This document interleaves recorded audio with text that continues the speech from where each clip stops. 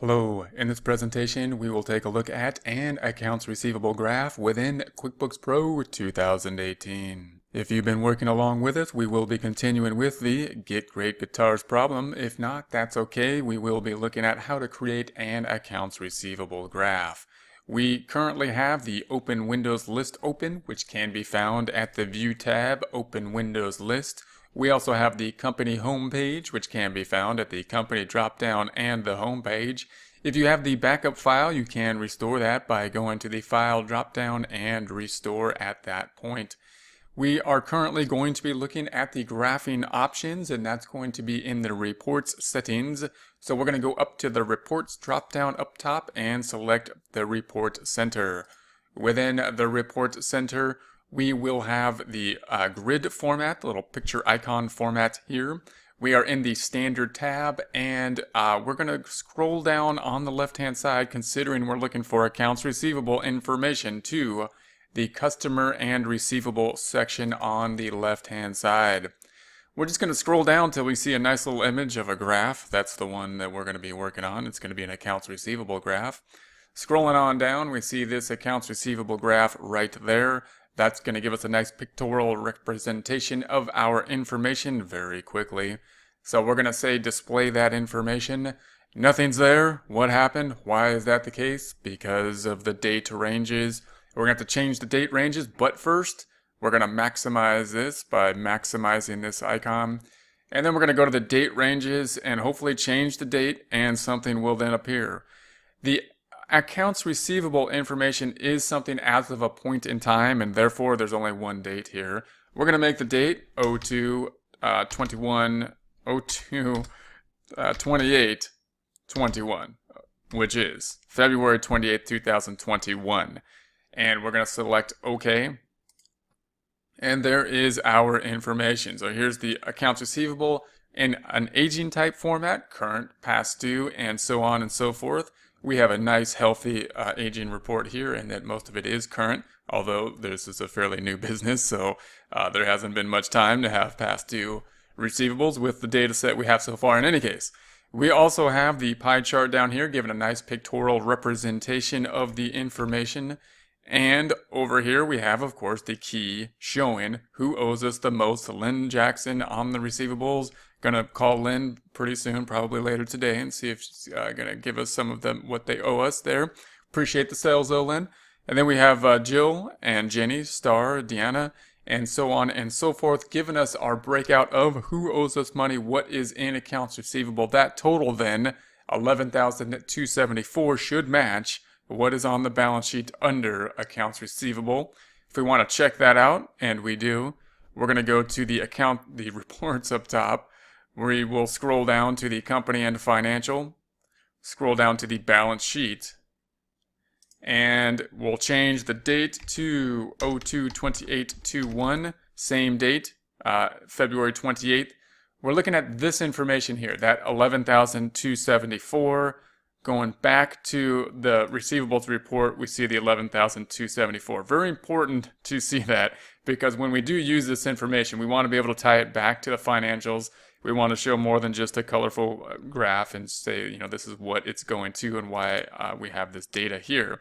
Note that you can zoom in on some of this information, and it'll give you some detail. So if we double click on an item here, it'll give us some graphs, in this case for music store stuff, giving us an aging report for that particular client. If we close that out and we select another client, we can see that if we select Lynn, we'll get an aging report for Lynn. So here's this. It's all still current, so we're not too worried about Lynn so far, so we're okay there. So we'll close that back out. That's going to be this information. We're going to go ahead and print this now. Note there's no exporting to Excel. So what we're going to do is print it. I'm going to print it as a PDF and then show how to how else we can cut and paste it into something like a PowerPoint or Word document. So we'll go ahead and print, and again, there's no printing option to a PDF typically here in this, as there is in some other options within QuickBooks. If you have a PDF writer, such as Qt PDF, which you can download, then that's another way that you can do this. I highly recommend having some type of PDF writer so that you can print things to a PDF. It's really helpful for this program and many others. So we're going to go ahead and print that and as a PDF. It's going into section 4. That's where we want it. I'm just going to call it AR Graph, and save that. And if we were to open that, which we will do, it will look like this. So here's the graph. That's what we have. Now, if we want this in color, of course, then in a presentation, then we would want to put it in some other type of format. I'm going to open up a PowerPoint this time. All Microsoft Office products typically have some type of feature to allow us to just cut and paste really simply. And PowerPoint may be one of the most common areas we want the graph. So here's a nice blank sheet. And we can then go ahead and insert and go to the screenshot, and I'm going to go to the screenshot. Now notice this tab is right behind what I'm working in. That's what we need it to be. It needs to be the recent thing open. I can't have 5 tabs open in front of it or it won't get there. And so we're going to go capture the screen. And if I just want this key and this item there, I can select that. Now if I make it a little too wide, so here I have this. Let's just say that we had this on a background that possibly was a black background. Then maybe we want to get rid of this blank area over here or even crop it. So just note you got a lot of, if you click on the item and you go to the format, you could then crop it like this and then pull this into the inside and give it some cropping. If you wanted to eliminate some of the added colors in the background too, you could go to that same item and remove background, which gets a little bit more tricky. And then I'm going to say keep the area. I want to keep all this stuff. I want to keep that stuff and that. And I want to keep my key here.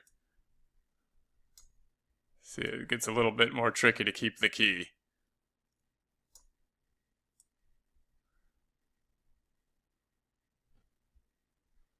Yeah, I won't do the whole thing. If you do that long enough, you can keep the key, and it's a little tricky to keep the title. You may have to actually add a new title.